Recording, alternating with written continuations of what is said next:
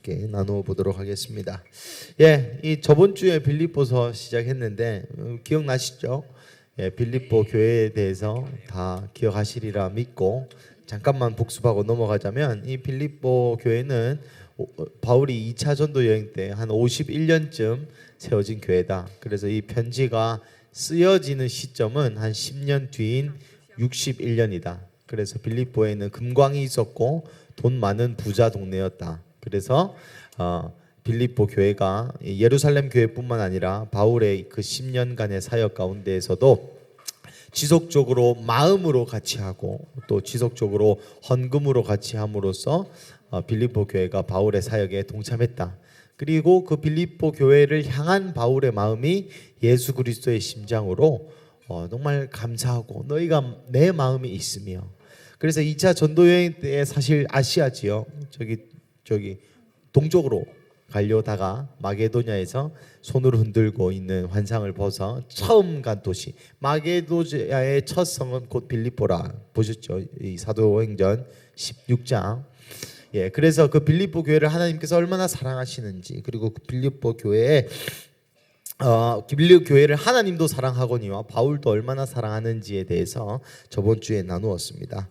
그 가운데 말씀을 조금만 살펴보자면 우리 1장 초반부에 이 분별과 분별력으로 너희의 분별력이 있어야 된다. 같은 말을 계속 반복하면서 이 그리스도의 날까지 이르게 하려면, 그리스도의 날까지 끝까지 견디려면 우리에게 하나님의 말씀을 분별하는 것이 너무나 필요하다. 어떤 것이 하나님 말씀이고 어떤 것이 하나님 말씀 아는지, 어떤 것이 나의 육체의 정욕을 따른 말씀이고 어떤 것이 하나님 말씀인지, 그래서 그것이 너무나 필요하다 이런 말씀 드렸었고, 또 그런저런 얘기를 했습니다. 바울 자체도 지금 갇혀 있고 그리고 곧 풀려나서 내가 너에게 뵙기를 원한다, 다시 보기를 원한다가 저번 주의 본문이었고, 이번 주의 본문은 1장 27절부터 2장 18절, 아까 말씀드린 것 같이 이 거의 본론격이라고 할 수 있는 바울의 이야기입니다. 바울이 이 주제를 가지고 빌립보 교회를 권면하고 축복하고 또 교훈을 주고 있는 그러한 장면이죠. 오늘 본문은 점점점 이 그리스도의 복음에 합당한 삶, 또 그리스도의 복음에 당연한 삶, 이러한 주제를 들고 있습니다.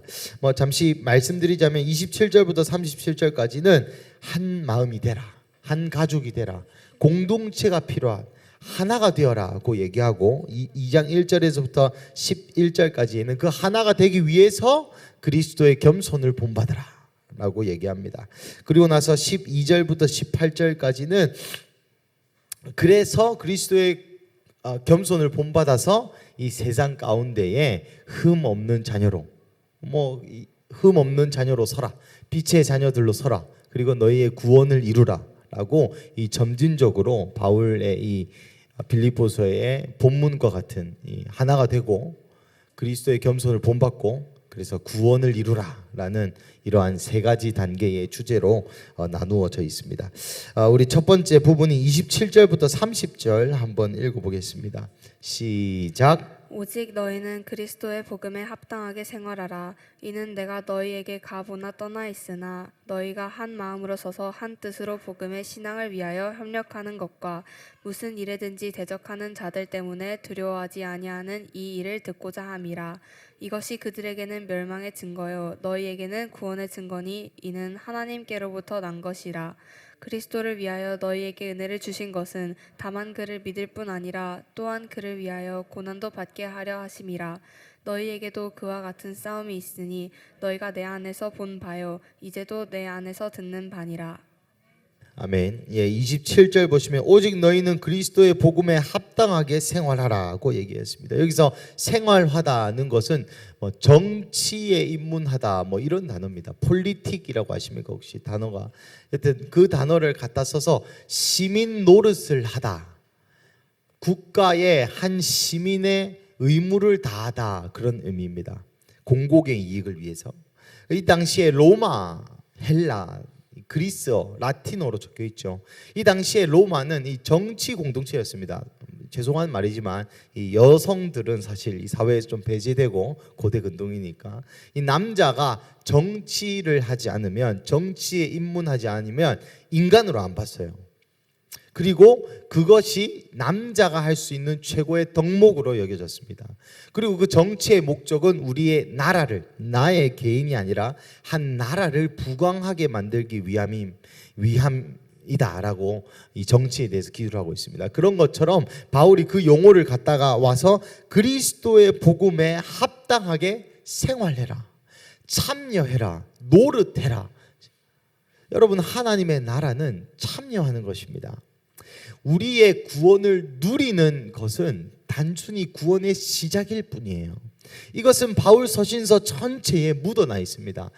내가 예수 믿고 내가 나의 죄 때문에 예수님이 십자가에 못 박히셨고 부활하셨고 다시 오신다는 것을 깨닫고 눈물 흘리면서 내가 너무 죄인이고 내가 너무 잘못했고 내 죄가 이 존재 깊은 곳에서 깨달아지고, 그거는 구원의 시작일 뿐, 바울이 내내 얘기하는 것은 합당하게 생활하라, 나중에는 두렵고 떨림으로 구원을 이루라고 얘기합니다. 이 생활하라, 이 시민 노릇, 그러면 하나님 나라 안에서의 시민의 노릇, 시민의 의무는 또 무엇일까요? 여러분, 우리나라에는 국민의 의무가 있습니다. 무슨 의무가 있죠? 납세의 의무, 병역의 의무, 또 무슨 의무가 있습니까? 두 개 더 있습니다. 4대 의무라고 하는데 사회 시간에 뭐요? 잘 안 들려. 교육의 의미 또 뭐 있습니까? 크게 얘기해 주십시오. 근로요? 근로의 의무입니까? 저 까먹어가지고. 여튼 납세의 의무, 병역의 의무, 교육의 의무, 뭐 하나 더 있습니다. 그죠?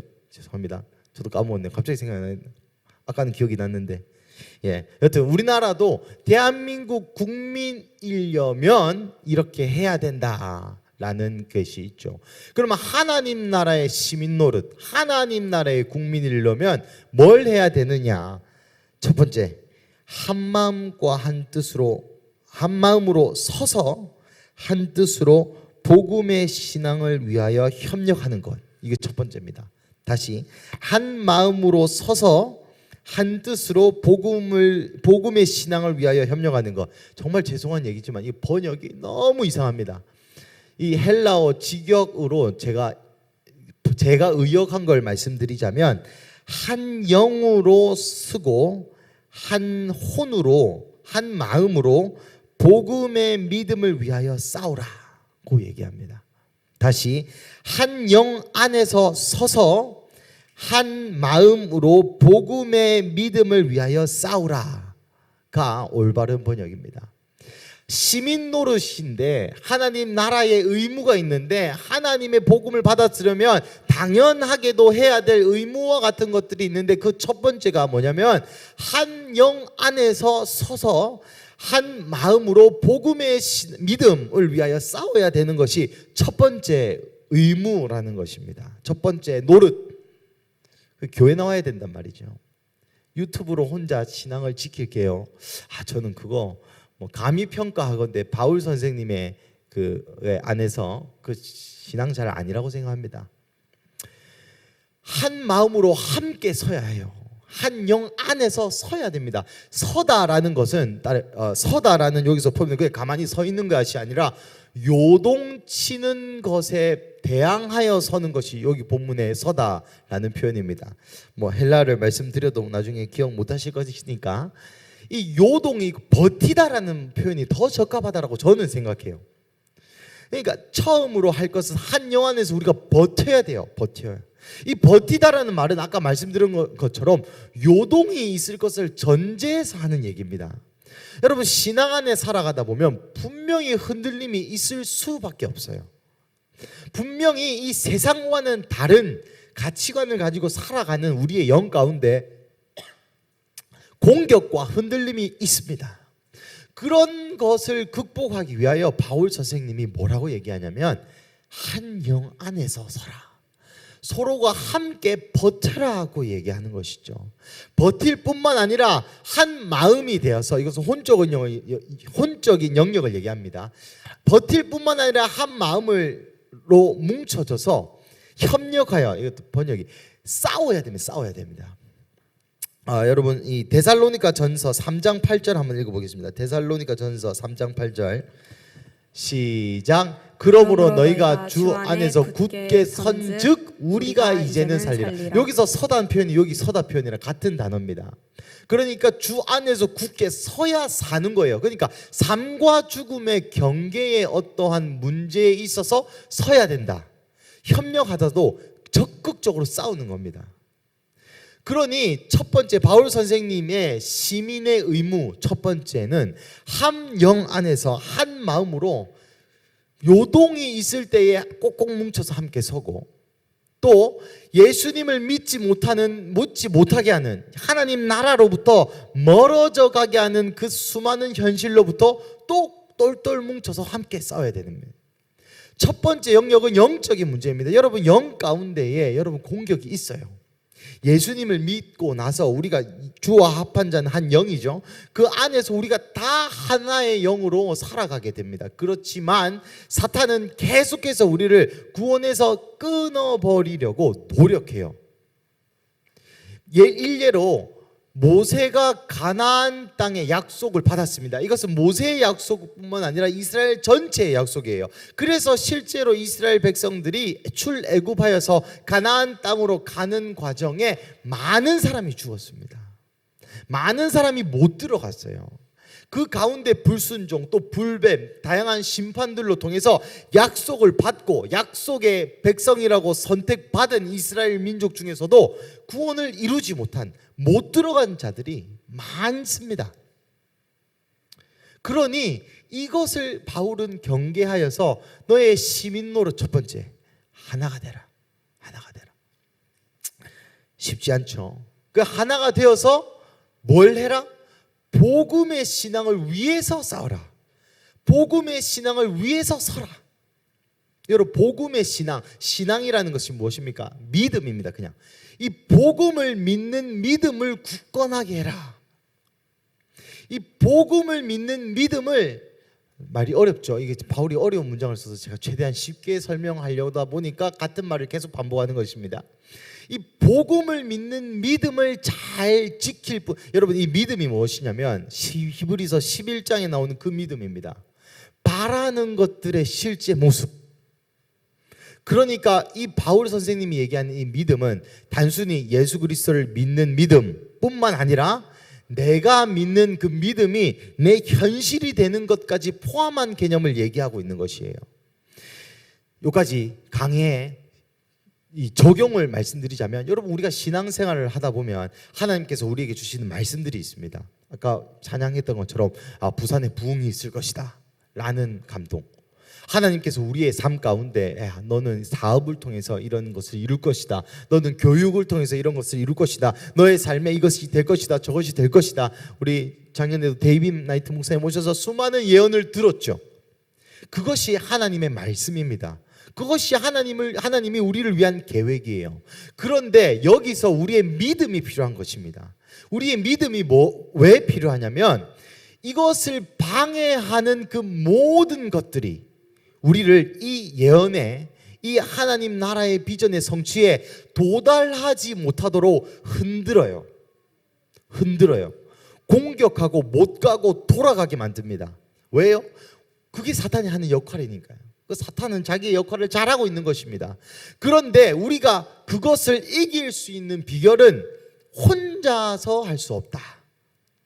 우리 좌우에 가족들 얼굴 보고 이렇게 말씀드려 볼까요? 혼자서 할 수 없다. 예, 혼자서 할 수 없습니다. 그래서 우리가 한 영 안에서 서서 한 마음으로 싸워야 하는 것이죠. 예를 들면 하나님이 우리의 가운데 어떤 사람에게는 이것이 응답이 더디 올 수도 있고, 어떤 사람에게는 우리의 죄와 불순종으로 인하여 응답이 지연될 수도 있고, 어떤 사람에게는 각자 하나님 바로 응답하실 수도 있고, 이렇듯 저렇듯 우리가 한 공동체, 한 몸, 한 가족이 되어서 하나님의 나라를 이루어가는 것입니다. 제가 이 설교를 준비하면서 한 가지 깨달은 것이, 여러분 우리 교회에 지금 금식하는 사람들이 꽤 많습니다. 우리 사모님으로부터 시작해서 또 우리 하현주 자매님, 또 자스민 전도사님, 저 상민이, 또 예승 형제님, 또 많은 사람들이 금식했어요. 그런데 이 금식의 결과가 전혀 다른 사람에게서 피어나고 있습니다. 제 입장에서는 이 평소에 기도도 안 하고 평소에 좀 제가 잔소리를 많이 하고 싶은 그런 대상들이지 않습니까? 평소에 열심히 성경도 잘 안 보는 것 같고, 사실 만나면 이렇게 뭐랄까 하고 싶은 말이 한 3시간 정도 차 있는 그런 사람들에게 이 많은 사람들의 금식이 여기서 나타나요.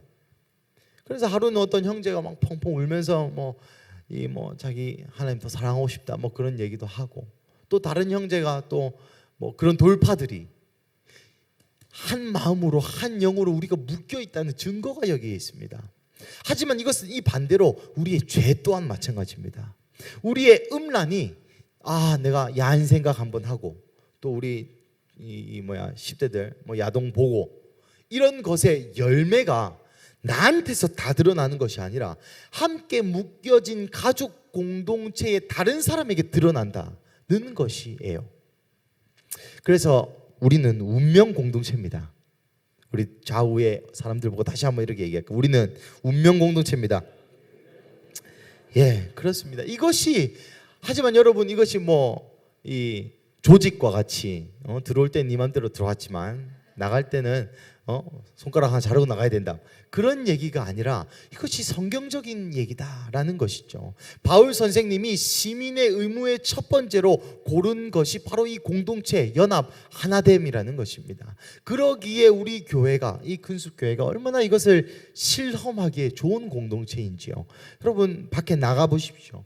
가족으로 걷는 교회가 사실 많이 없습니다. 진짜 많이 없어요. 왜냐하면 이 비효율적이거든요.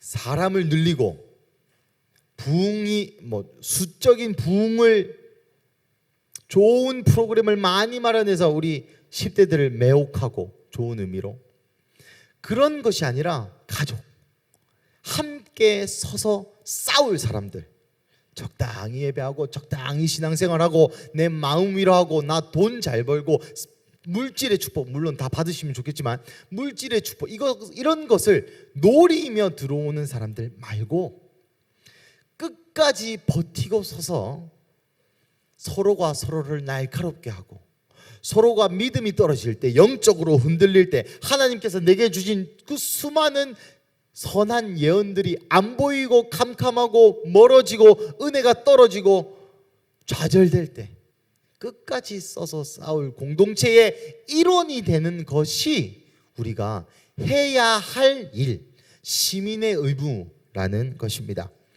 두 번째 시민의 의무는 28절입니다. 무슨 일이든지 대적하는 자들 때문에 두려워하지 않는 이 일, 이것은 끝까지 신앙을 간직할 수 있도록 하기 위함입니다. 첫 번째, 공동체에 소속되고, 두 번째, 끝까지 배신하지 말라. 이것이 시민 노릇, 그리스도의 복음에 합당한 삶입니다. 저는 어제 이것을 공부하다가 부담스럽다. 왜냐하면 복음에 합당한 삶, 요까지만 딱 얘기했을 때 조금 편하고 싶잖아요.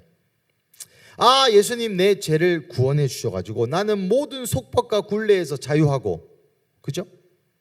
나는 모든 속박과 굴레에서 자유해서 중독의 죄도 끊기고, 가난의 죄도 끊기고, 질병의 죄도 끊기고, 그래서 내 인생 룰루랄라 하나님과 함께 행복하면 좋을 텐데, 바울 선생님이 우리에게 또 다른 속박을 줘요. 또 다른 굴레를 줍니다. 뭡니까? 공동체에 속해라. 끝까지 견뎌라. 여러분, 이것이 구원의 완성이요, 이것이 구원을 이루어가는 것입니다. 많은 기독교인들이 이 예수 그리스도의 복음을 개인의 자유의 치중해서 이야기합니다. 그런데 제가 과거에 철학 시간에 배운 것 중에 유명한 자유에 대한 고찰이 있는데 그것을 한번 나누고자 합니다. 자유는 한계가 있을 때의 자유다. 무슨 말이냐? 인간이 자유롭고 싶고 모든 속박과 굴레를 벗어버리고 싶고 라고 얘기하지 않습니까? 그런데 진짜 아무런 리미트와 한계가 없으면 그것은 자유가 아니래요. 왜냐하면 그때부터 방종이 됩니다. 그때부터 무한히 이 각기 옳은 소견대로 살아가는 이 아노미의 상태, 그 질서도 무엇도 없는. 그러니까 인간에서의 자유는 질서 안에서의 자유다라고 이 세상에서도 얘기합니다. 무슨 말입니까? 하나님께서 우리를 이 질서 안에 두셨다.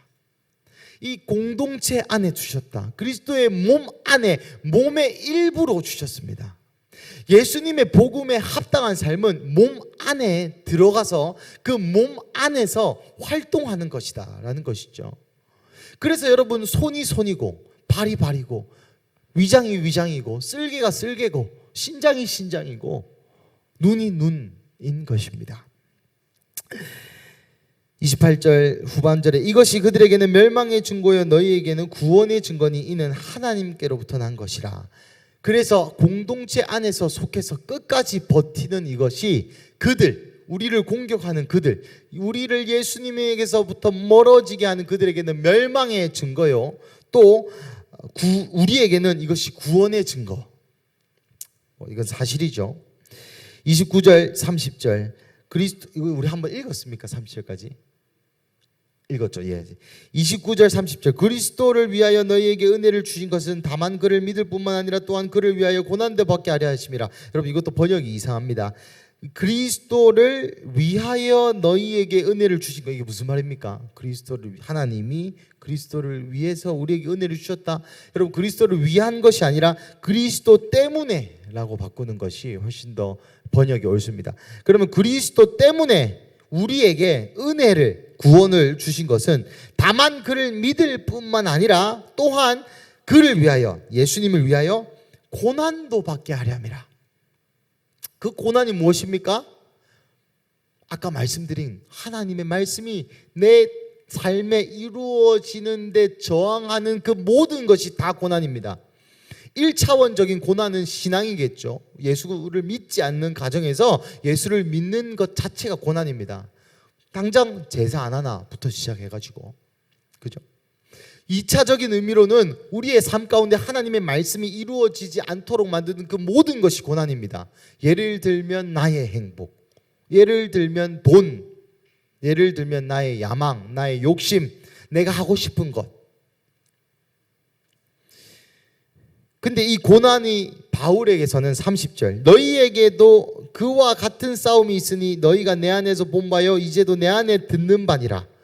그런 고난이 너희에게도 분명히 있을 거다. 그리고 너희가 봤다. 언제 봤습니까? 사도행전 16장에서 봤습니다. 읽진 않겠지만 사도행전 16장에서 바울과 실라가 이 빌립보에 들어갔는데 거기서 여종이, 이 점치는 여종이 한 명 있었습니다. 그래서 계속 이 귀신들은 왜 이렇게 찬양을 잘하는지, 귀신 들린자마자 바울과 신라가 사역할 때마다 그 여종이 와가지고 지극히 크신 하나님의 머시기 이렇게 계속 찬양을 합니다. 그러자 바울과 신라가 약간 좀 귀찮아가지고 예수 이름으로 떠나가 해서 그 여종에게 신점 보는 능력, 그 귀신이 떠나가게 돼요.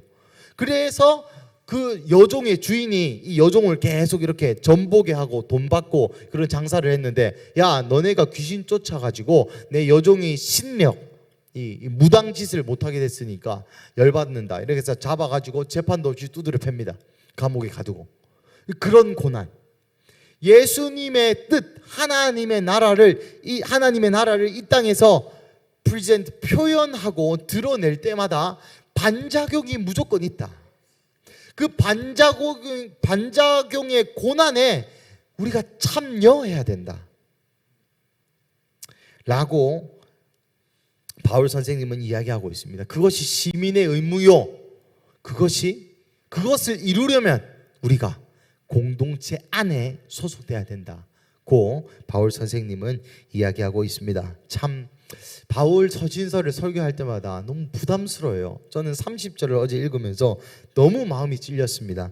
너희에게도 그와 같은 싸움이 있으니 너희가 내 안에서 본 바요 이제도 내 안에서 듣는 바니라. 이게 무슨 말입니까?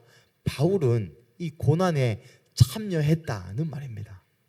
그리고 바울의 고난은 내 마음이 너무 힘들어요. 내가 잘 살고 싶은데 하나님 나에게 못 벌어먹고 살랍니다. 나는 부자 되고 싶은데 하나님 나에게 가난한 선교사가 되랍니다. 요 정도의 수준의 고난이 아니라 바울의 고난은 저번 주에도 말씀드린 것 같은데 이때까지 바울은 여러분 태형을 3번, 그러니까 조선시대 때 태형 20대 맞으면 죽는다 했거든요. 근데 39대 태형을 3번, 그 다음에 예수님이 맞은 그 채찍을 4번, 돌로 침을 1번 당한 고난이 바울의 고난입니다. 복음 전환이라고 예수님보다 4배 더 맞고 엉덩이 태형 더 맞고 돌로 그 고난 부담스럽죠. 제가 만약에 이제 우리 청년교회에게 편지를 씁니다. 나의 고난에 니네가 동참하라. 너희가 고난에 동참해야 되는데 너희가 내 안에서 본 바고 이제도 내 안에서 듣는 바니라. 제가 이렇게 쓰면은 저희 청년 애들이 콧방귀를 끼겠죠. 목사님 무슨 큰 고난을 받았다고 기껏 해봐야 새벽 5시에 일어나는 고난 그런 거겠죠. 그런데 바울 선생님의 이 고난은 삶의 생사를, 삶과 죽음의 경계를 항상 선택해야만 하는 그런 고난에 우리 또한 참여를 요청하고 있는 것입니다. 2장 1절부터 11절까지 한번 읽어보겠습니다. 시작. 그러므로 그리스도 안에 무슨 권면이나 사랑의 무슨 위로나 성령의 무슨 교제나 긍휼이나 자비가 있거든 마음을 같이하여 같은 사랑을 가지고 뜻을 합하며 한 마음을 품어 아무 일에든지 다툼이나 허영으로 하지 말고 오직 겸손한 마음으로 각각 자기보다 남을 낮게 여기고 각각 자기 일을 돌볼 뿐더러 또한 각각 다른 사람들의 일을 돌보아 나의 기쁨을 충만하게 하라. 너희 안에 이 마음을 품으라. 곧 그리스도 예수의 마음이니 이는 근본 하나님이 본체시나 하나님과 동등됨을 취할 것으로 여기지 아니하시고 오히려 자기를 비워 종의 형체를 가지사 사람들과 같이 되셨고 사람의 모양으로 나타나사 자기를 낮추시고 죽기까지 복종하셨으니 곧 십자가에 죽으심이라. 이러므로 하나님이 그를 지극히 높여 모든 이름 위에 뛰어난 이름을 주사 하늘에 있는 자들과 땅에 있는 자들과 땅 아래에 있는 자들로 모든 무릎을 예수의 이름에 꿇게 하시고 모든 입으로 그리스도를 주라 시인하여 하나님 아버지께 영광을 돌리게 하셨느니라. 아멘. 그래서 2절부터 10절, 11절까지는 아까 말씀드렸던 첫 번째 덕목, 공동체로 모이라, 하나가 되라.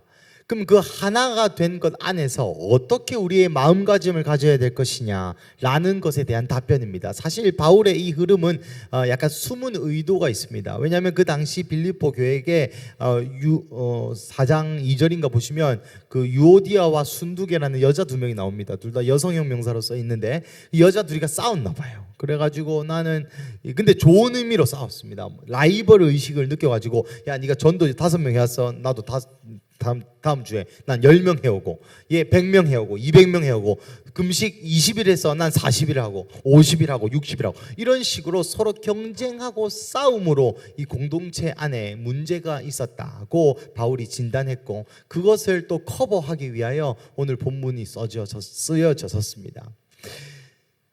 고난에 참여하기 위하여 끝까지 견디기 위하여 우리가 필요한 건 공동체, 한 몸, 한 가족.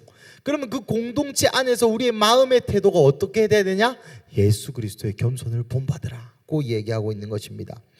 1절 그러므로 그리스도 안에 무슨 권면이나 사랑이나 위로나 성령의 무슨 교제나 긍휼이나 자비가 있거든 마음을 같이하여 같은 사랑을 가지고 뜻을 합하여 한 마음을 품어 아무 일에든지 그 다툼과 허영으로 하지 말고 오직 겸손한 마음으로 각각 자기보다 남을 낮게 여기고 1절 2절은 말 그대로 교회죠. 교회가 하는 일 이런 일입니다.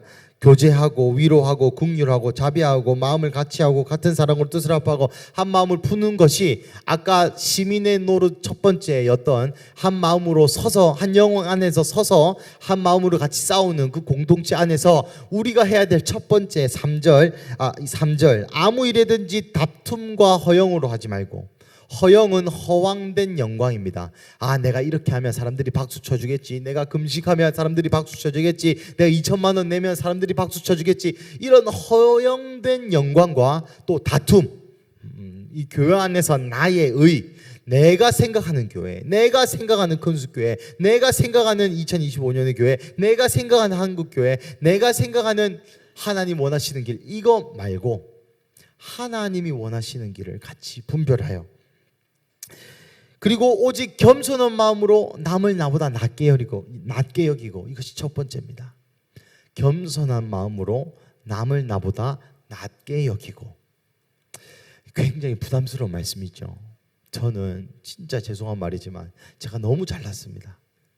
제가 너무 잘나서 남을 나보다 낮게 여기려고 정말 노력합니다. 죄송합니다. 이 오만한 발언을 해가지고. 근데 이것이 오만한 발언이 아니라 사실 이것만큼 불쌍한 존재가 없어요. 왜? 하나님께서 명하신 그리스도의 몸된 교회 공동체에 가져야 할 첫 번째가 남을 나보다 더 낮게 여기는 그 겸손한 마음인데, 그것이 안 되는 제 이 현실이 너무나 비참하다 해야 되나, 너무나 마음이 아팠습니다. 두 번째, 각각 자기 일을 돌볼 뿐더러 각각 다른 사람의 일을 돌보아. 과거 게더링 때 제가 처음이 아니라 가장 지금도 크게 기억에 남는 우리 데이빗 목사님의 교훈이 있습니다. 그것은 뭐냐면 이렇게 표현합니다.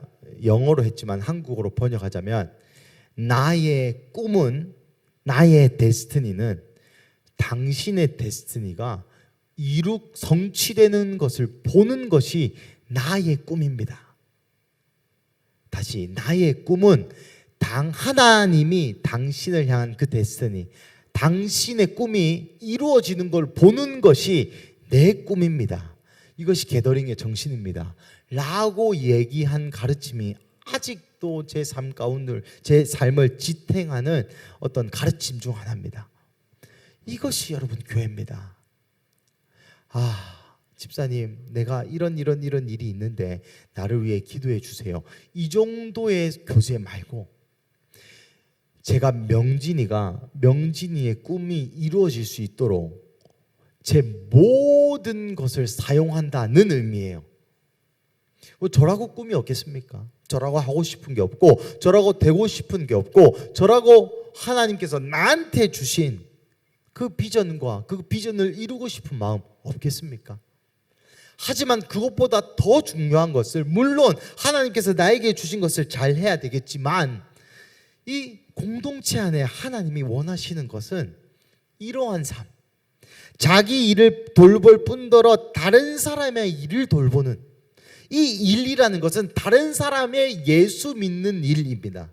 더 엄밀히 얘기하자면 다른 사람의 말씀의 성취, 다른 사람이 하나님의 말씀 안에 거하도록, 다른 사람 가운데 하나님의 그 명하신 그것이 이루어지는 것을 위해서 나의 꿈, 내가 하고 싶은 거, 내가 영적인 사람 되는 거, 내가 유명해지고, 내가 잘 나가고, 내가 부자 되고, 내가 돈 많이 벌고, 내가 할 수 있는 게 너무 많지만, 그럼에도 불구하고 우리 아이니가 하나님 나라에 잘 서는 거, 또 우리 시은이가 하나님 나라에 잘 서는 거, 그것을 위하여 내 돈 쓰고, 내 시간 쓰고,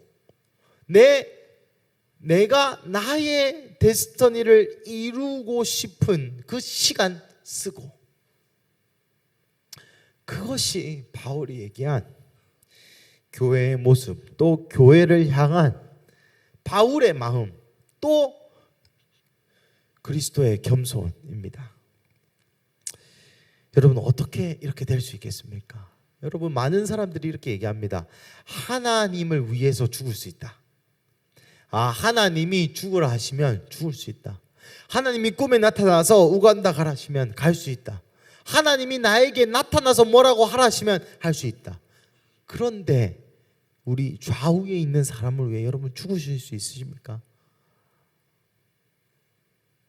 좌우에 있는 나랑 피 한 방울 안 섞인, 하지만 그리스도의 보혈로 연결된 그 사람을 위하여 내 자녀의 학원 갈 수 있는 돈, 내 자녀의 서울대 갈 수 있는 기회, 내가 18평에서 32평으로 갈 수 있는 아파트 분양권, 그거 하나님 감동 주시면 바치실 수 있냐?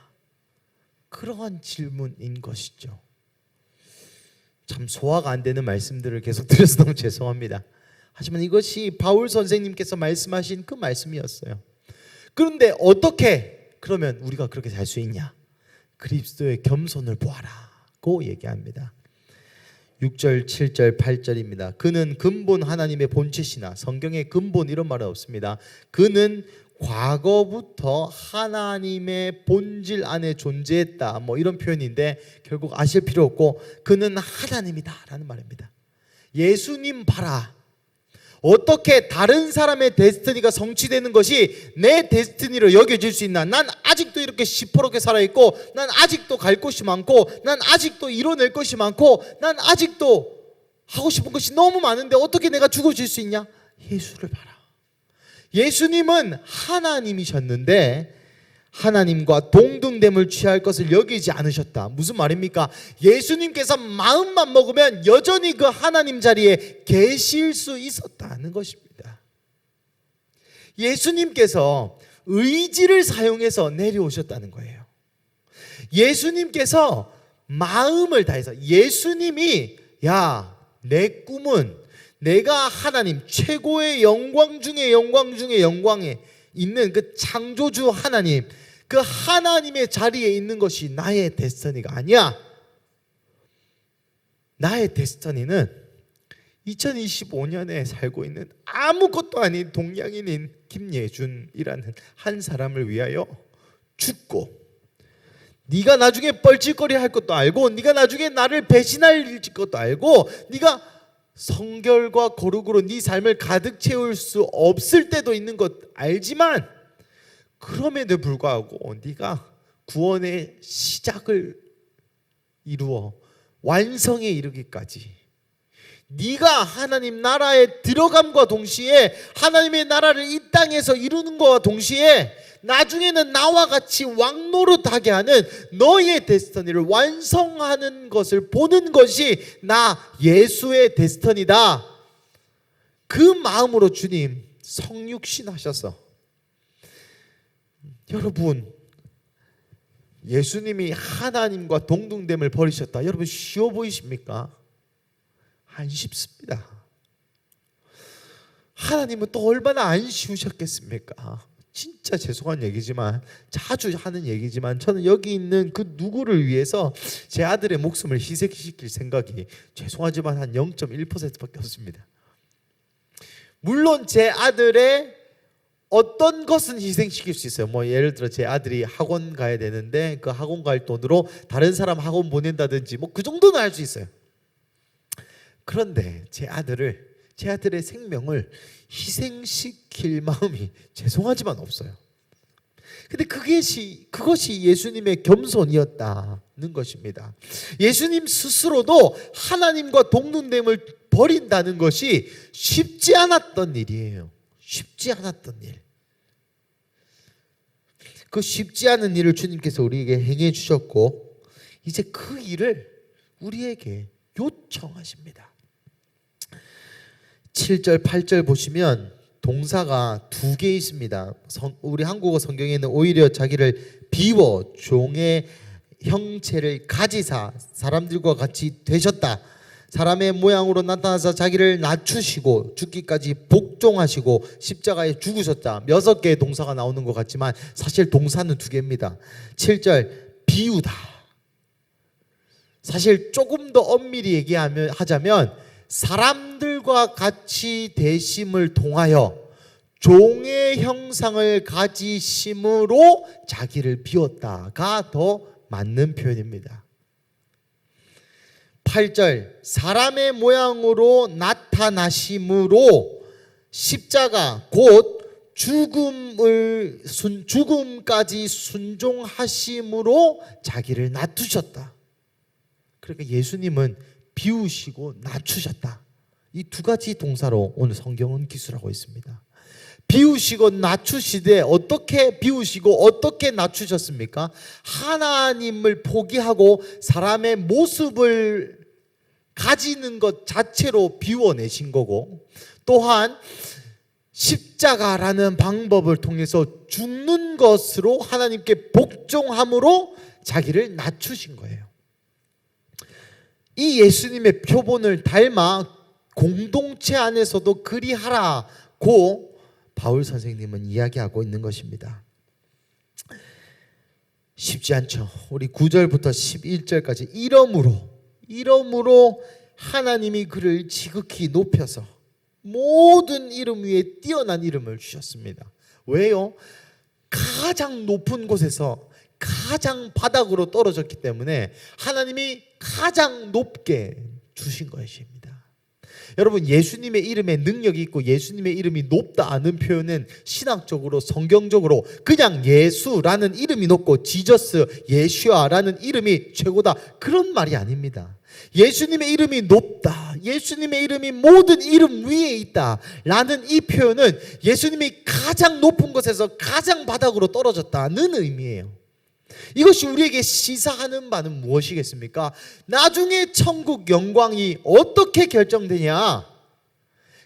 나중에 높고 낮음이 어떻게 결정되냐?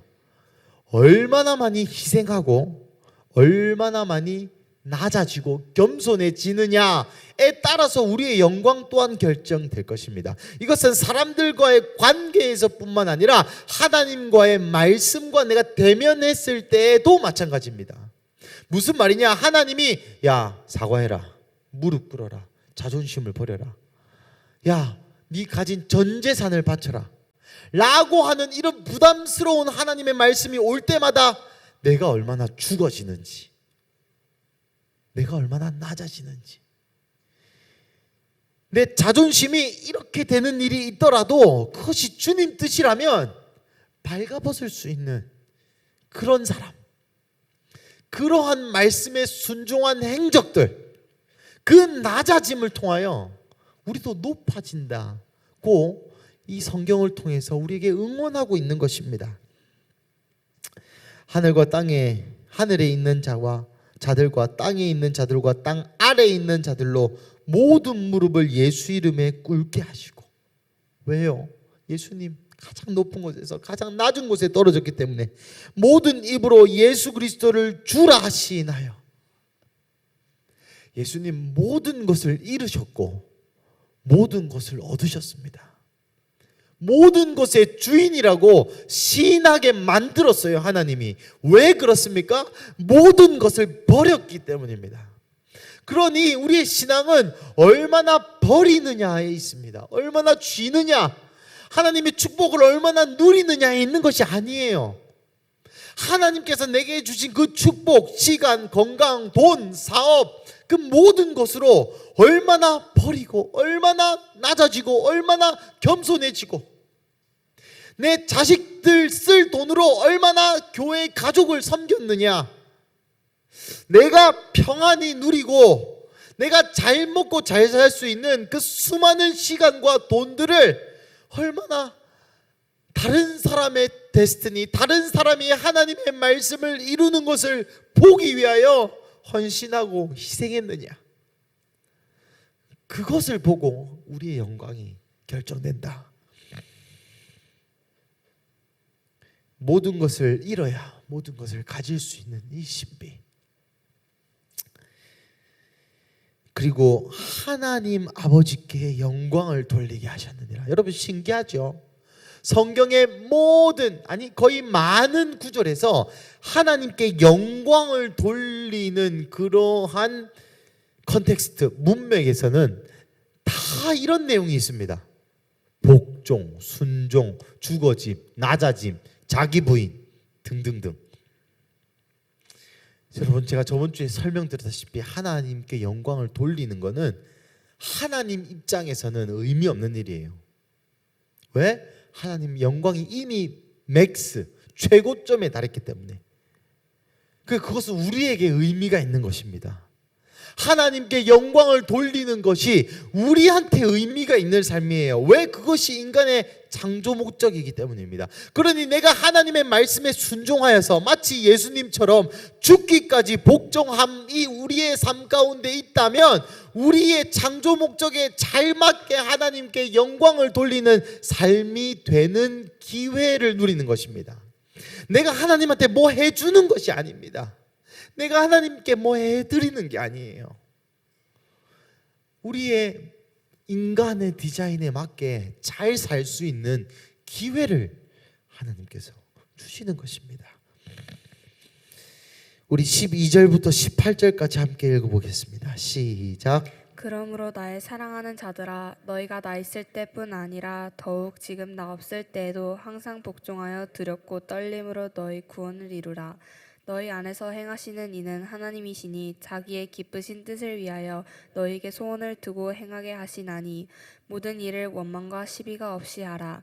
이는 너희가 흠이 없고 순전하여 어그러지고 거스르는 세대 가운데서 하나님의 흠없는 자녀로 세상에서 그들 가운데 빛들로 나타내며 생명의 말씀을 밝혀 나의 다름질이 헛되지 아니하고 수고도 헛되지 아니하므로 그리스도의 날에 내가 자랑할 것이 있게 하려 함이라. 만일 너희 믿음의 재물과 섬김 위에 내가 나를 전제로 드릴지라도 나는 기뻐하고 너희 무리와 함께 기뻐하리니 이와 같이 너희도 기뻐하고 나와 함께 기뻐하라. 아멘.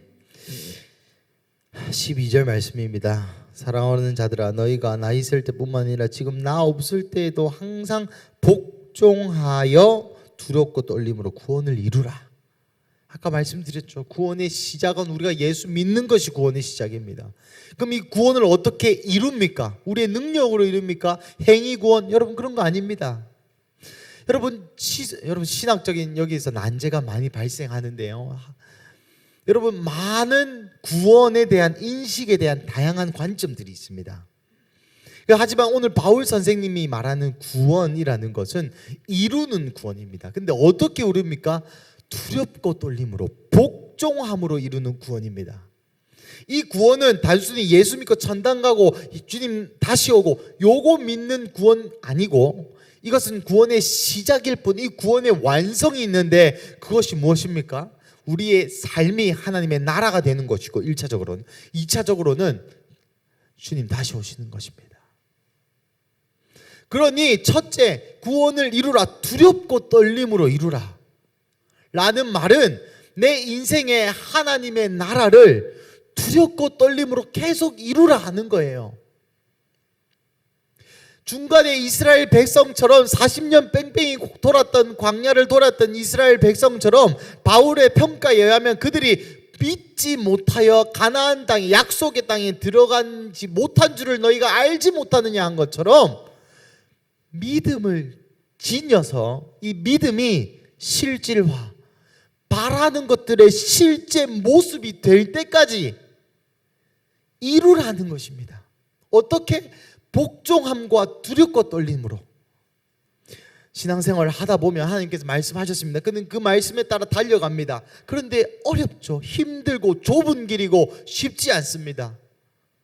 그러면 우리의 마음에 어떤 느낌이 듭니까? 아, 이거 아닌가? 잘못 들었나? 내 음성이 틀렸나?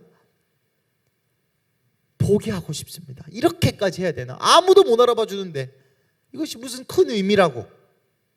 등등등 수많은 사탄의 거짓말들이, 그래 이거 아무도 모르는데, 그래 이건 내 마음의 씨름이지 이게 뭐 그렇게 큰 대단한 모식이라고 라고 사탄의 목소리가 계속, 나의 이성의 목소리가 계속, 그럴 때에 끝까지 인내하고 참음으로 복종함으로 하나님의 말씀이 가라, 서라, 사과해라, 무릎 꿇어라, 주라, 그만해라 등등등 그 수많은 말씀이 내 삶 가운데 성취될 때까지 복종하고, 그리고 두렵고 떨리는 마음, 물론 하나님 안 보이시지만 하나님 계신, 이게 그리스도의 날에 내가 판단받을 것이다. 이게 결국 고린도후서처럼 말세에 불을 통과할 것인데, 내 집이 풀과 집과 볕으로 쌓은 집이 아니라 금과 은과 주석으로 쌓은 집일 것이다 라는 믿음을 가지고, 남들이 보든 안 보든 내 인생에 이익이 끼쳐지든 끼쳐지지 않던 하나님의 말씀을 이루는 것. 두 번째, 끝까지 버티는 것. 여러분, 마지막 때에 저는 환난이 있다고 믿습니다. 그때 끝까지. 그런데 이렇게만 얘기하면 너무 가혹하죠. 우리는 우리가 얼마나 연약한 존재인지, 우리가 얼마나 나약한 존재인지, 우리 스스로 얼마나 할 수 없는 존재인지 잘 알고 있습니다. 그래서 주님이 말씀하시기를 너희 안에서 행하시는 이는 하나님이다. 너희의 능으로 할 수 없는 건 나 잘 안다. 그래서 예레미야 33장부터 말라기 4장 또 요엘서 2장에 이르기까지 내가 너희에게 성령을 보냈지 않느냐, 너희 안에서 이것을 이루시느니 너희를 두렵고 떨게 하며 너희를 복종케 하며 너희의 삶 가운데 하나님의 말씀이 이루어지게 만들며 끝까지 배신하지 않고 끝까지 그리스도의 날까지 거룩과 성결로 설 수 있게 하는 것, 하나님이시다. 그리고 이 하나님께서 자기의 기쁘신 뜻을 위하여 너희 안에 소원을 두고 행하신다. 여러분, 이 구절을 가지고 많은 성도들이 오해합니다. 하나님, 내 마음에 소원을 두고 행하시는데 목사님이 말씀하신 것에 대해서 내 마음에 소원이 없습니다. 그래서 내가 안 할래요. 정수리로부터 머리카락을 한 10가닥 뽑아야겠죠, 탈모가 오도록. 여러분, 이 말은 무슨 말입니까? 하나님께서 하나님의 뜻을 이루기 위해서 내 마음에 소원을 주시는 겁니다. 이것은 영적인 차원의 자아를 뜻합니다. 이런 식으로 예를 한번 들어보겠습니다. 여러분, 제 마음이 불탈 때가 있었어요. 진짜 이 하나님 주신 마음과 비전으로 진짜 열심히 하고, 이 설교도 준비 열심히 하고. 그런데 딱 은혜가 끊어지는 순간, 제 마음에 딱 마음이 상하는 순간 그 마음이 없어집니다. 그래, 뭐 대충 설교하자. 뭐 그렇다고 월급이 더 나오는 것도 아니고 대충 설교. 저도 이 성경을 좋아하는 편이라 많이 읽었습니다. 그래서 그렇게 큰 준비 없이 설교하라면 할 수 있어요. 그런 마음. 그때의 김예준 목사와 성경 너무 재밌다, 이거 꼭 전달해줘야지, 또 다른 말씀의 뜻이 없을까, 히브리어 사전 가져와라, 헬라어 사전 가져와라, 다 가져와라. 그때 김예준 목사의 마음과, 누가 김예준입니까? 성령께서는 제 마음에 말씀을 향한 갈망을 넣어주시는 것이에요. 어떤 사람에게는 중보를 향한 갈망을 넣어주는 것입니다. 어떤 사람에게는 전도를 향한 갈망을 넣어주는 것입니다. 그거 우리 아닙니다. 그거 하나님이에요. 우리의 육체적인 본성은 무엇입니까? 아까 제가 말한 것처럼 나태한 거예요. 나의 이기심밖에 없는 것입니다. 인본주의가 골수에 가득 차서 나밖에 모르는, 자기 사랑밖에 할 수 없는 그러한 비루한 인생이 바로 저입니다. 그래서 여러분이 생각하는 그 결론이 자기 사랑이면 그거는 옛자, 그거는 하나님 아닙니다. 근데 내가 생각하는 결론이 다른 사람의 유익을 위한 것과 하나님 나라와 말씀을 위한 것이라면 그것은 하나님께서 우리에게 마음을 넣어주신 것입니다. 그래서 하나님께서 우리 안에 소원을 두셔서 그리 행하는 것이죠. 얼마나 감사합니까? 동기까지 만들어주세요. 하나님이 주와 합한 자는 한 영이셔서 내 안에 부활하신 예수님이 살아계셔서 내가 은혜 안에 끊어지지 않을 때, 항상 한 마음으로 버티고 서서 잘 서 있을 때, 힘들지만 풍파가 있지만 그래도 끝까지 이빨 깨물고 이 복음 안에 서 있을 때, 하나님의 말씀을 이루려고 노력할 때에 우리의 의지와 노력으로 상관없이 하나님께서 우리의 마음에 소원을 주시는 겁니다. 그래서 시선 찬양처럼 내 작은 마음을 돌이켜서 하늘의 꿈을 꾸게 해 주시는 것이죠. 민수기 말씀, 신명기 말씀입니까? 이런 표현이 있습니다. 하나님을 사랑하게 하시는 분도 하나님이시요. 여러분, 우리가 하나님을 사랑하는 것조차 우리가 할 수 없어요. 하나님께서 하나님을 사랑하고자 하는 마음, 그 열정을 넣어주셨기 때문에 마음에 소원을 두고 그렇게 행해 주시는 겁니다. 왜입니까? 우리의 육체의 소욕이 너무나도 약하기 때문입니다. 빨리 마쳐야 되는데 죄송합니다. 15절부터 18절 말씀하고 빨리 마치겠습니다. 15절. 그래 너희가 흠이 없고 순전하여 어그러지고 거스르는 세대 가운데서 하나님의 흠 없는 자녀로 세상에서 그들 가운데 빛들로 나타내며, 이는 15절 처음에 보시면 이는 표현이 있죠. 그래서, 왜냐하면 너희가 흠이 없고 순전하여 세상에서 빛들로 나타내기 위함이다. 그래서 그 하나님의 말씀을 이루는 이 능력, 하나님께서 내 마음에 소원을 두셔서 펼쳐지는 하나님 나라, 그것이 세상 안에서 빛들로 빛나고 생명의 말씀을 밝혀, 여러분 밝혀 이거 지우시고 생명의 말씀을 꽉 붙들고 나의 다름질이면 헛되지 아니하고. 16절부터는 바울의 얘기입니다. 그래서 너희 빌립보 교회들이 생명의 말씀을 붙들어서 내가 그리스도의 날에, 나는 바울입니다, 내가 그리스도의 날에 하나님 앞에 자랑할 것이 있게 해주라.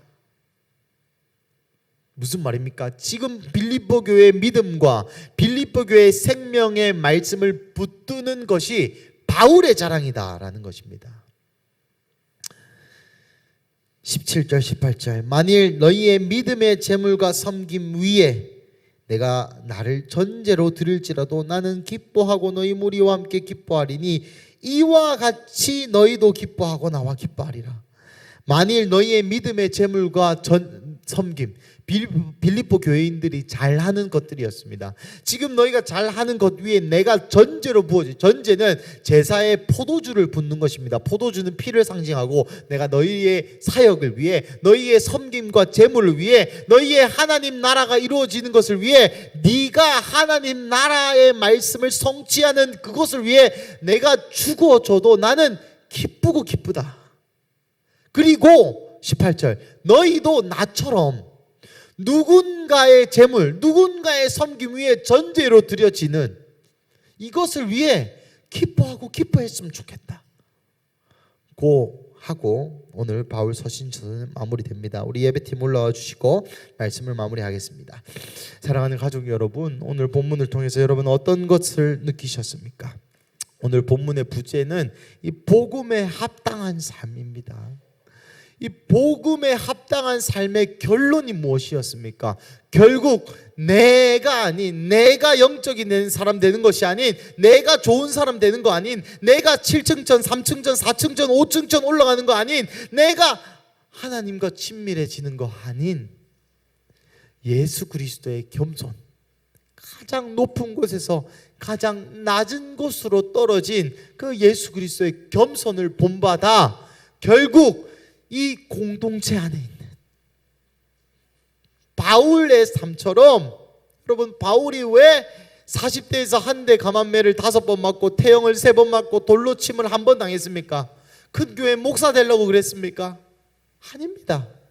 물론 바울에게는 바울의 대선이 전도하고 이 초대교회를 세우는 바울의 사명이 있었지만은 바울은 빌립보 교회 사람들을 위해, 에서 모두 사빌라, 소아시아 7교회 그 사람들을 위해 자기의 인생을 내던졌던 것입니다.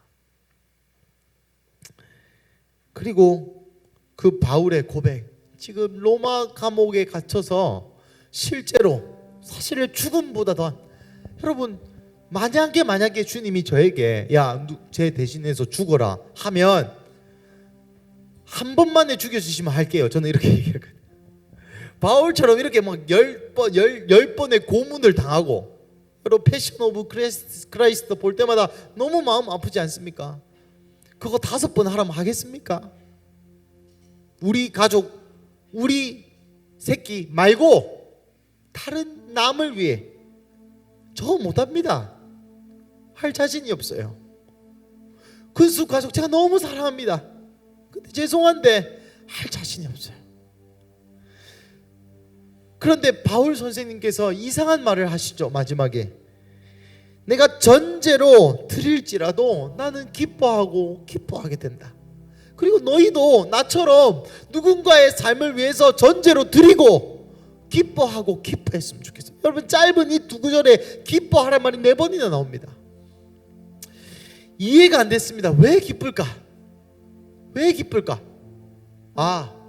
만약에 저의 희생을 통하여 우리 세인이가 세인이의 데스티니를 이룬다. 기쁘겠죠. 기쁠 겁니다. 그렇지만 저는 씁쓸할 것 같아요. 내 아내는, 윤희는, 다혜는, 또 내 인생은, 내 20대와 내 30대는, 주님을 사랑하는 나는. 우리 마지막으로 빌립보서 3장 8절 한번 읽어보도록 하겠습니다. 빌립보서 3장 8절입니다. 제가 읽어보겠습니다. 또한 모든 것을 해로 여김은 내 주 그리스도를 아는 지식이 가장 고상하고 하기 때문이라. 내가 그를 위하여 모든 것을 잃어버리고 배설물로 여김은 그리스도를 얻고. 여러분, 이럴 때에 우리가 가질 수 있는 것은 그 사람이 나에게 보상해주고 다른 사람의 칭찬을 해주고 더 나은 사람이 되는 도덕적인 인간이 되고 평판이 높아지는 것이 아니라 그리스도를 얻게 되기 때문입니다. 그래서 바울은 기뻐할 수 있었어요. 그래서 바울은 가진 것을 해로 여길 수 있었습니다. 여러분, 바울에도 소중한 것이 없었겠습니까? 있었을 걸로 저는 예상해 봅니다. 그럼에도 불구하고 바울의 삶의 모든 것을 팔아 자신의 사역을 넓힌 것이 아니라 결국 빌립보 교회가 세워지고 갈라디아 교회가 세워지고 서머나 교회가 세워지고 빌라델비아 교회가 세워지고 소아시아의 교회가 세워지고.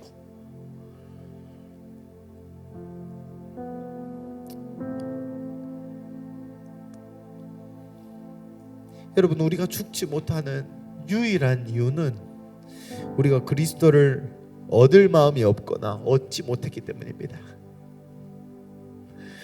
믿음의 선진들, 그리스도를 얻었던 사람들은 다 하나같이 자신의 삶을 포기했습니다. 그것이 죽음일지라도 두려워하지 않았어요. 주님께서 계속 이 빌립보서의 말씀을 통해서 또 우리 교회 가운데 이러한 도전을 하고 계시는 것 같아요. 우리가 가진 것과 하나님 말씀, 나의 현실과 하나님 말씀, 내 인생과 그리스도. 사랑하는 가족 여러분, 이 성경을 통해서 먼저는 제가 변화되기를 간절히 원합니다. 만일 우리 청년교회의 믿음의 재물과 섬김 위에 내가 나를 전제로 드릴지라도 기뻐하고 기뻐할 수 있는 자가 제가 되길 원합니다. 만일 우리 비움새와 큰숲교회를 위해 내가 전제로 드려질지라도 내 마음이 아까워하지 않고 두려워하지 않고 고민하지 않고 드려질 수 있는 사람이 제가 됐으면 저는 너무 좋겠습니다. 하지만 아까 말씀드린 것처럼 여전히 저는 저의 옛 사람, 옛 자, 나의 혼이 여전히 시퍼렇게 살아서 여전히 내 아파트가 중요하고 내가 어디 사는지가 중요하고 내가 무슨 차를 타는지가 중요하고 내가 어떤 사람이 되는지가 너무 아직도 중요해요.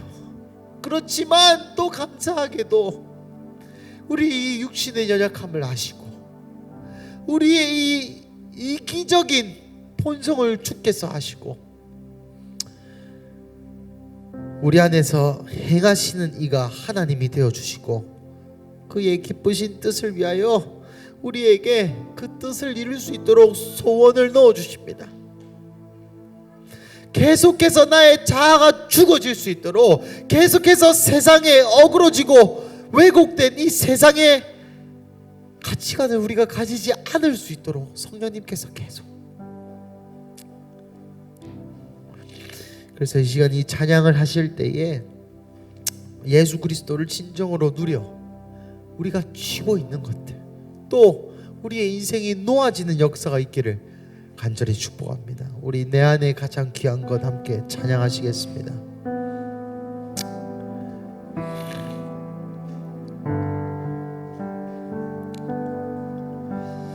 내 안에 가장 귀한 것 예수를 알미라. 그